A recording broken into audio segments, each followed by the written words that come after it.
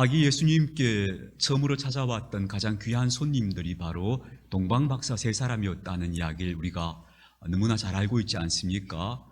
동방박사 세 사람이 예수님을 찾아와서 예수님을 찾아뵙고 엎드린 그 행위를 우리는 경배라는 한 단어로 설명합니다. 경배했다, 그렇게 말하지요.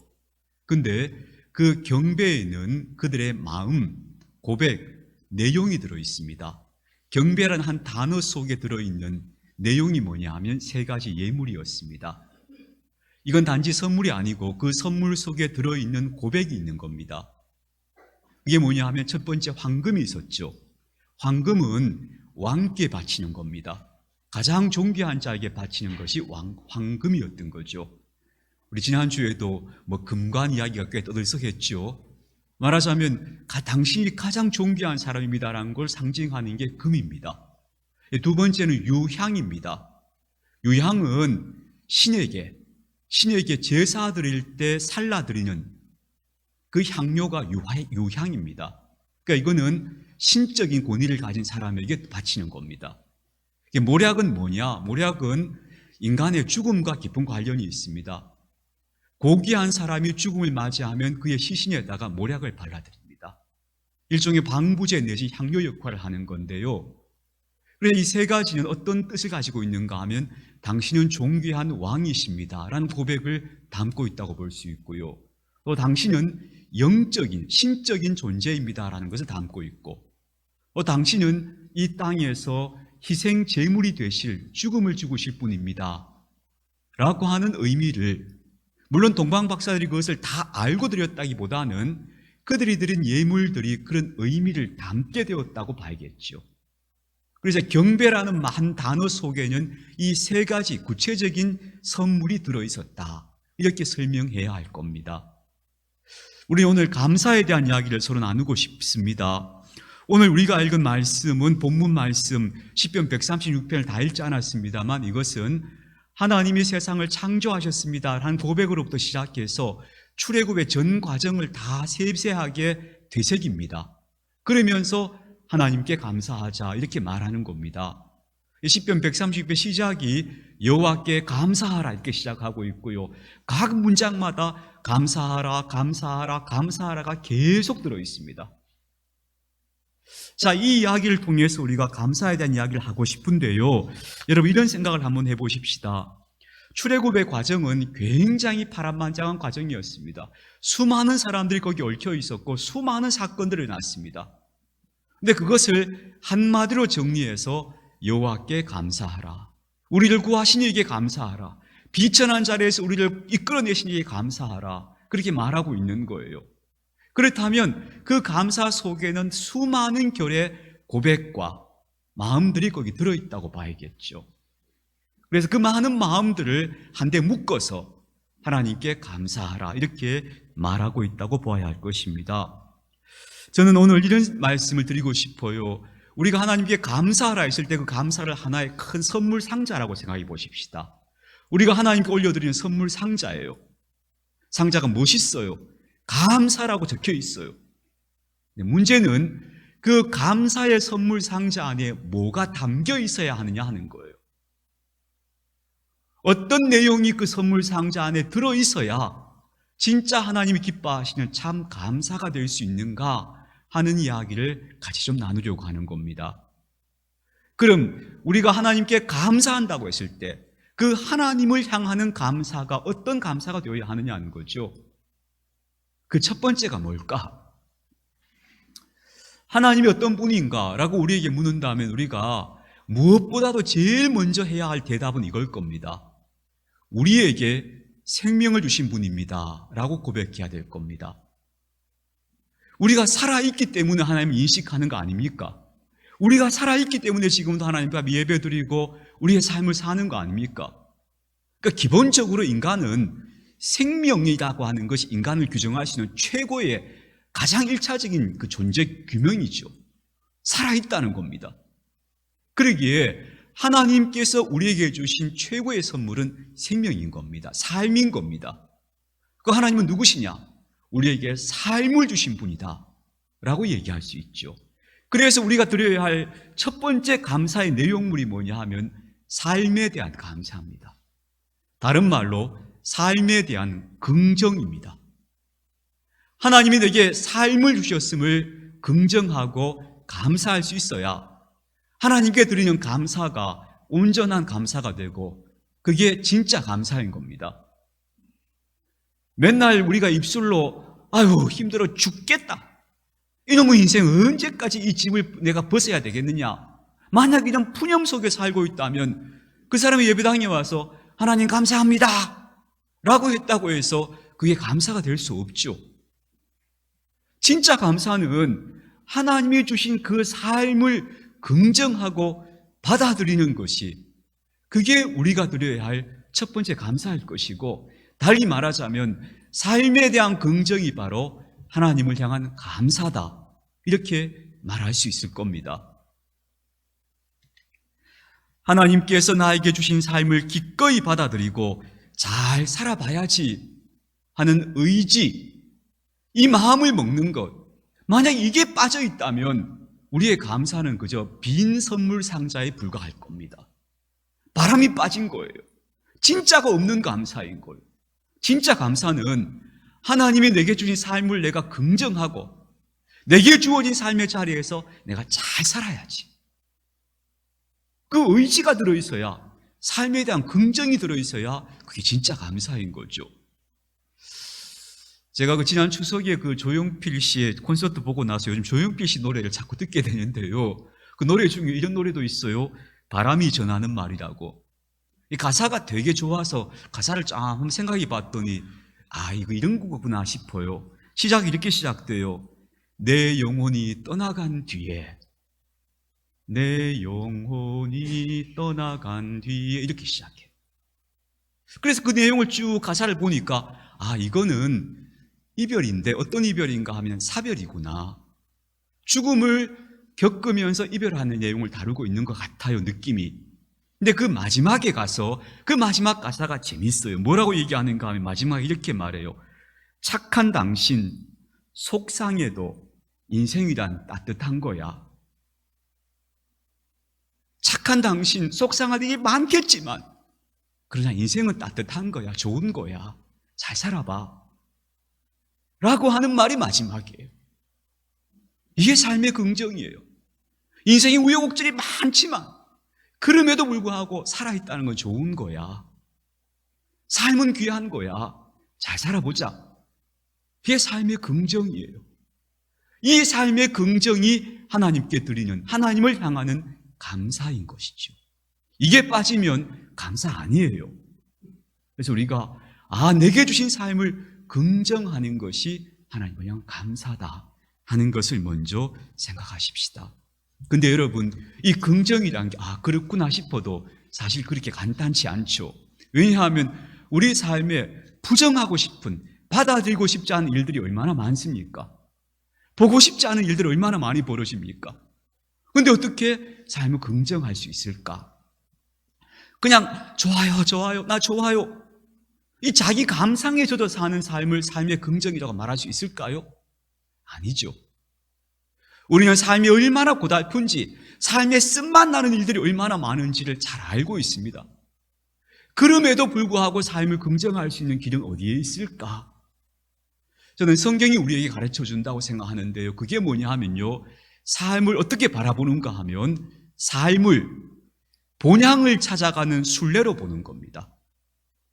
내가 살아가는 삶이 지금 우여곡절이 많지만 나는 지금 본향을 찾아가는, 이 땅의 고향이 있는 게 아니고 하늘의 고향이 있기 때문에 그 하늘의 고향을 향해서 찾아가고 있는 순례자야 라고 본다면 우리는 우리가 겪어가는 많은 인생의 일들을 과정으로 받아들일 수 있죠. 어떤 과정입니까? 나를 성숙하게 해서 그 본향에 합당한 사람이 되게 하는 과정으로 받아들일 수 있게 되겠죠. 그게 저는 성숙한 삶의 긍정이다, 그게 바로 성경이 우리에게 말해주는 바다라고 생각합니다. 사랑하는 교우 여러분, 우리가 우리의 삶을, 본향을 찾아가는 그런 순례길이라고 볼 수 있다면 우리는 거친 광야를 지나갈 수 있습니다. 이 광야가 끝이 아니고 이걸 다 지나가면서 나는 본향에 가서 도달할 거야. 때로는 거친 음식을 먹어도 그걸 견뎌낼 수 있습니다. 불편한 일이 생겨도 견뎌낼 수 있습니다. 왜냐하면 나는 아직 집에 온 게 아니고 본향을 향해 가는 순례길의 과정 속에 있으니까. 그렇게 나는 계속 나아가고 있어. 그리고 나는 점점 가까워지고 있어. 이 본향을 향한 순례자라고는 의식을 분명히 할 때 우리는 우리 삶을 정말로 긍정할 수 있게 된다. 그게 진짜 긍정이다 하는 걸 좀 오늘 생각해 주시면 좋겠어요. 우리 찬송 부르는데 이런 찬송이 있잖아요. 근물결 일어나 나 쉬지 못하나. 물결이 막 일어나서 쉴 수가 없어요. 몸과 마음이 늘 고단해요. 근데 그 다음에 이어지는 말이 뭐예요? 이 풍랑 인연하여서 더 빨리 갑니다. 역설이죠. 이 풍랑이 나로 하여금 더 빨리 혹은 더 바르게 갈 수 있게 만듭니다 하니까 이게 무슨 관점이에요? 내가 가야 할 항구를 향해 지금 항해하고 있는 중입니다, 이 말 아니에요? 인생을 순례로 보는 관점이에요. 이게 진짜 성숙한 삶의 긍정이고, 이 삶의 긍정이 하나님을 향한 감사다 하는 것, 우리가 오늘 좀 염두에 새겨두었으면 좋겠습니다. 두 번째입니다. 그럼 우리가 드리는, 하나님께 드리는 감사의 두 번째 내용물은 뭘로 채워져야 할 것인가 하는 겁니다. 예컨대 예를 들어서 제가 어느 회사를 경영하는 경영자라고 하면 가정해 봅시다. 한 해 동안 그 회사를 운영했더니 연말에 갔더니 수익이 많이 났습니다. 저는 그리스도인입니다. 그래서 하나님 앞에 너무 감사한 마음이 생겼습니다. 하나님 감사합니다 하고 예배당에 가서 감사한 금도 드리고 진심을 다해서 감사의 기도를 드렸습니다. 그러면 나의 감사는 끝난 걸까요? 아니지요. 여기서 끝나면 진짜 감사가 아닙니다. 뭐가 이어져야 되느냐? 나와 함께 견디면서 이 고비를 넘어가주면서 함께 일했던 사람들에 대해서 감사해야 되는 겁니다. 그 감사가 담겨야 감사가 진짜 감사인 겁니다. 하나님 감사합니다 하고 끝나버리면 감사가 아니죠. 그 빈 선물 상자입니다. 그 선물 상자에 들어가야 할 게 뭐냐 하면 함께 걸어가고 있는 사람들에 대해서, 사람에 대한 감사가 거기 담겨야 하는 겁니다. 그래야 그 감사가 진짜 감사가 되는 겁니다. 하나님 사랑합니다 해놓고 이웃을 사랑하지 못하면 그건 진짜 아니라고 했잖아요. 똑같은 이치입니다. 하나님 감사합니다 했으면 지금 나와 함께 걸어가고 있는 모든 사람들의 참 고맙다라고 생각해야 하고 그걸 표현해야 합니다. 그 감사가 함께 있어야 그것이 진짜 하나님을 향한 감사할 것입니다.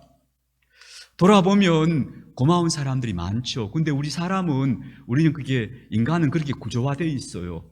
나쁜 일은 오래 기억하고 고맙고 좋았던 일들은 빨리 잊어버려요.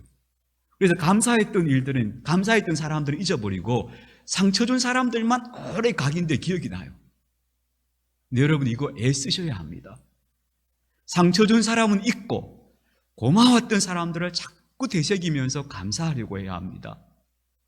그리고 그렇지 않았던 것 같은데도, 무심했던 것 같은데도 사실은 그게 되게 고마운 일이었구나 하는 것을 보려고 해야 합니다. 그냥 같이 서 있어 준 것만 해도 참 고마운 일이었구나. 만날 때마다 반갑게 웃어준 것만 해도 참 고마운 일이었구나. 그걸 좀 우리가 감수성을 좀 깨워야 할 것 같아요. 참 고마운 사람들이 많았다 하는 것. 우리가 이 나라가 지금 아주 번영한 나라가 되어서, 물론 그림자도 많습니다. 우리가 지금 한류니 뭐니 해서 한국인이라는 게 좀 자부심이 느껴지는 그런 시대 아닙니까? 근데 생각해 보십시다. 이 나라의 오늘의 여기까지 이 나라를 번영케 한 사람들은 이 나라를 이끌어갔던 지도자들만이 아니죠. 구석구석에서 이 나라 백성으로서 자기 역할을 해내고 버텨준 사람들 하나하나가 다 오늘날 이 나라의 번영에 다 기여한 거 아닙니까? 그럼 다 고마운 사람들인 거죠, 사실은. 오늘 예배당이 우리 예배 드리러 왔는데요, 만약에 여러분이 오늘 예배당에 왔는데 앞에 목사님 서 있고 나밖에 없다. 기가 막힐 거 아닙니까? 그런데 오늘 같이 예배당에 이렇게 여러분이 와서 예배 드려주고 내 옆에 앉아있어 주는 것만 해도 사실 고마운 일인 거죠. 존재 자체가 누군가가 있다는 것이 사실 우리는 되게 고마운 일인 거예요. 없다고 생각해 보세요. 그것만큼 끔찍한 일이 없죠. 가끔 그런 영화 장면들이 있죠. 아침에 깨어나서 거리에 나가보니까 아무도 없는 거예요. 실제로 그런 영화가 있어요. 미국에서 그 영화 찍느라고 뉴욕 시내를 아침에 몇 시간 비웠대요. 아주 그게 대단한 작업을 통해서 진짜 그 영화 주인공이 아침에 일어나서 뉴욕 시내를 거니는데 아무도 없어요, 시내. 공포죠, 공포 그게. 인간 존재가 늘 불편하긴 하지만 존재한다는 것 자체가 사실은 고마운 게 내 옆에 있는 사람들입니다. 그래서 고맙습니다 라고 표현하고 그 마음을 먹어야 그것이 바로 하나님을 향한 진짜 감사다 하는 걸 기억했으면 좋겠어요. 그러니까 생각나는 장면이 떠올라요. 그 왜 남극에서 황제 펭귄이라는 애들, 잘생긴 펭귄이 있잖아요. 펭귄 중에 제일 큰 애들이거든요. 걔들 남극의 신사라고 불린대요. 성격도 온순하고 되게 멋있게 생긴 펭귄들 있잖아요. 걔들이 암컷이 알 놓고 나면 암컷은 알 놓느라고 진을 다 빼고 바다로 가서 먹이 구하러 다 가버린대요. 그럼 수컷들이 발등 위에다 그 알을 올려놓고 남극의 겨울을 2달 동안 견디는 거예요. 평균 기온이 영하 50도. 그걸 그냥 서서 견뎌요, 걔들이. 기가 막히게 그걸 보고 있으면 어떻게 견디는가 하면 서로의 체온으로 견뎌요. 펭귄들이 다 모여가지고 무리를 지어가지고 계속 시속 한 12cm라고 하죠. 시속 10cm. 그러니까 조금씩 움직이는 거예요. 그러면서 계속 원을 돌아요. 중간에 있던 애들은 밖으로 나오고 밖에 있던 애들은 안으로 들어가고 그런 식으로 서로의 온기를 서로 나누면서 견뎌내는 거예요.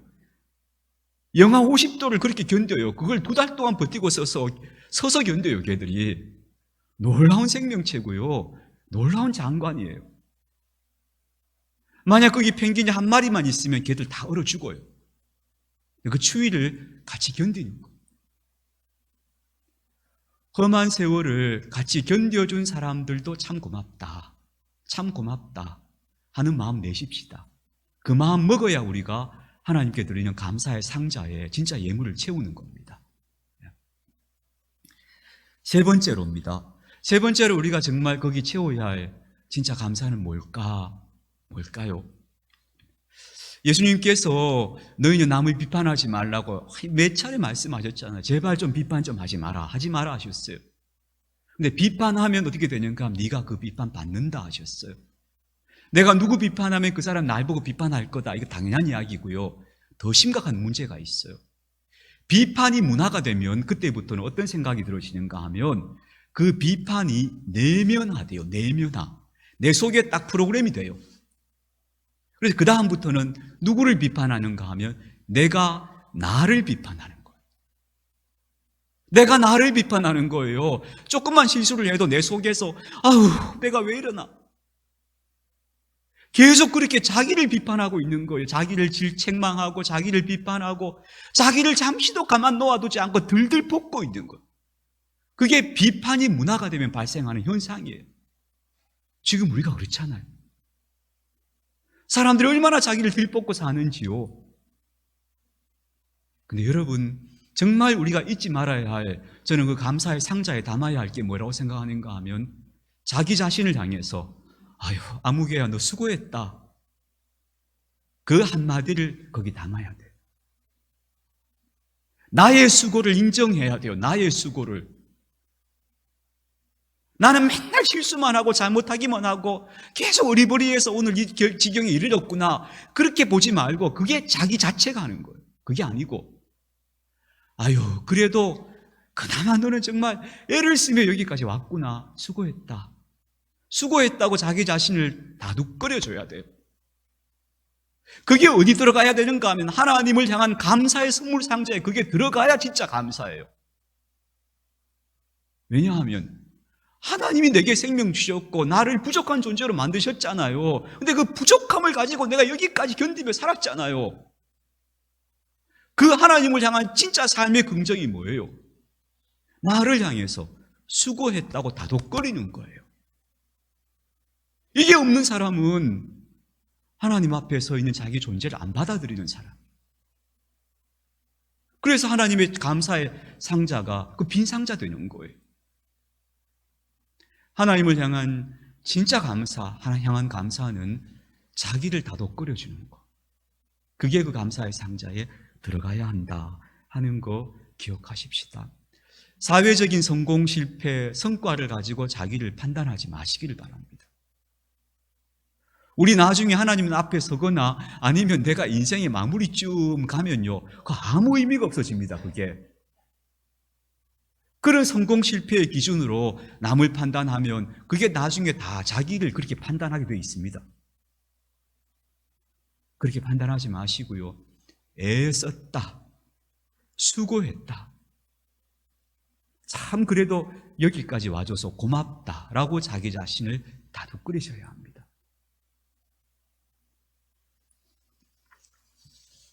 제가 어떤 한 남자분을 만났습니다. 이분은 지금 술을 많이 드셔요. 술을 많이 드셔서 하루도 술을 안 먹는 날이 없습니다. 취해 있는 시간이 많습니다. 그래서 일상생활이 매우 장애를 받고 있습니다. 이분을 만나서 제가 이분 앞에서 무슨 얘기를 할까 싶었습니다. 제가 조금 젊었을 때는 그런 분 보면 막 이래 해야 됩니다, 저래 해야 됩니다 하고 주문을 많이 했습니다. 근데 지금 생각해보면 그래 봐야 아무 소용이 없더라고요. 그래서 이제 요즘은 그래, 이 사람은 도대체 어쩌다 이렇게 살게 되었을까 궁금해져요. 물어봤습니다. 어린 시절 어땠습니까? 어떻게 여기까지 지내오셨습니까? 물어봤더니 하시는 말씀이 어릴 때 되게 가난했는데 아버지가 일찍 돌아가셨습니다. 어머니가 살 방도가 없어서 재혼을 하셨습니다. 네, 재혼했는데 재혼한 분이 가정폭력을 일삼는 분이었습니다. 매일 어머니가 두드려 맞고 그 어머니가 그 아이들이 매일 두드려 맞는 겁니다. 그걸 견디다 못하고 또 어머니가 맞는 걸 보다 못해서 이 사람이 가출을 합니다. 아주 이런 나이에 가출을 했으니까 공부도 제대로 못했죠. 누가 돌봐주는 사람이 있습니까? 고아가 되어서 세상을 떠돌느라고 이 사람은 다 닥치는 대로 일하고 살았습니다. 그러면서도 마음 한구석에 무슨 생각을 했는가 하면 고생하는 우리 어머니 내가 모시고 살아야지, 그 한 마음을 품고 살다가 드디어 우여곡절 끝에 방을 하나 얻어서 어머니를 데리고 옵니다. 그리고 어머니 돌아가실 때까지 모셨대요. 그러게 어머니를 그 단칸방에서 어머니 모시고 살고 어머니 떠담 보내고 나서 혼자 되었는데, 그리고 나서 기술도 없고 배운 것도 없으니까 이리저리 다니면서 그저 일당벌이하며 살면서 한 잔, 두 잔 위로할 것이 없어 술 마시다가 이렇게 술에 이제 쩌들게 되었습니다 라고 얘기하시는 겁니다. 제가 뭐라고 했을까요? 아이고 대단합니다. 어떻게 그런 환경에 자라면서 어머니 모실 생각을 했습니까? 당신 정말 대단한 사람입니다. 수고 많았습니다. 애썼습니다. 제가 그렇게 말했더니 이분이 눈실이 막 붉어지는 거. 진심이었습니다. 아마 제가 그런 환경이었다면 저는 그렇게도 못할 거, 어머니 모시겠다 생각을 못했을 겁니다. 그분은 어머니 모시겠다고 생각하고 정말 그렇게 어머니를 모시다가 떠나보냈대. 여러분, 사람의 인생이란 건 우리가 함부로 말할 수 없는 겁니다. 저마다가 자기 인생에 최선을 다해 살고 있습니다. 우리가 보기에는 왜 저런가 싶은 사람도 많을 겁니다. 그러나 적어도 남은 뭐라고 해도 자기 자신은 자기에게 그렇게 말하면 안 됩니다. 뭐라고 말해야 되는가 하면 수고했다, 애썼다, 고생했다, 다독거려야 합니다. 그래야 우리가 이게 삶의 긍정입니다.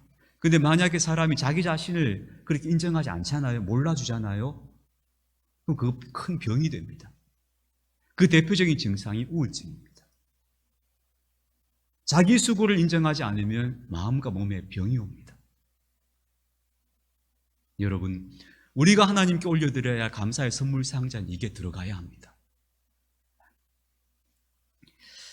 예전에 크리스마스 때 제가 이제 우리 중학교 때로 기억되는데요, 동기 여학생들이 이런 장난을 쳤습니다. 우리 남학생들끼리 모여가지고 동기 여학생들 놀리려고, 야, 우리 크리스마스 선물인 척하고 상자 하나 보내자.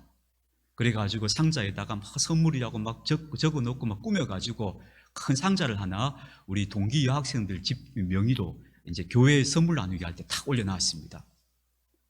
그러니까 이 여학생들이, 우리 동기 여학생들이 막 깜짝 놀라는 거예요. 아유, 저놈의 자식들이 뭐 우리한테 선물을 다 하나 싶어가지고 막 좋아가지고 왜 쟤들이 선물했대 이래가지고 모여서 확 풀어놨는데 그 안에 뭐가 들어있을게요? 신문지하고 귤 껍질 이런 거 넣었습니다. 그래가지고 막 여학생들이 그리고 막 화내고 또 토닥거리고 웃었던 그런 기억이 있습니다. 우리가요, 하나님 감사합니다 해놓고도 실제로 감사가 말뿐일 때가 참 많고요. 그 선물 상자 비어있는 감사 드릴 때가 참 많습니다. 그 상자가 제대로 채워지려면은 하나님이 주신 삶을 긍정하고 비록 고단할지라도 이게 본향을 향한 순례야 받아들이고 잘 살아야지 다시고 그 마음이 거기 들어가야 합니다. 그리고 하나님 감사합니다 끝내는 게 아니고 함께 걸어온 많은 사람들에게 다 감사합니다, 수고했습니다, 함께해서 있어서 고맙습니다, 그 마음이 담겨야 합니다. 무엇보다 애쓰며 수고한 자기 자신을 다독거리는 마음이 그 선물 상자에 들어가야 합니다. 그래야 그것이 하나님을 향한 감사가 됩니다.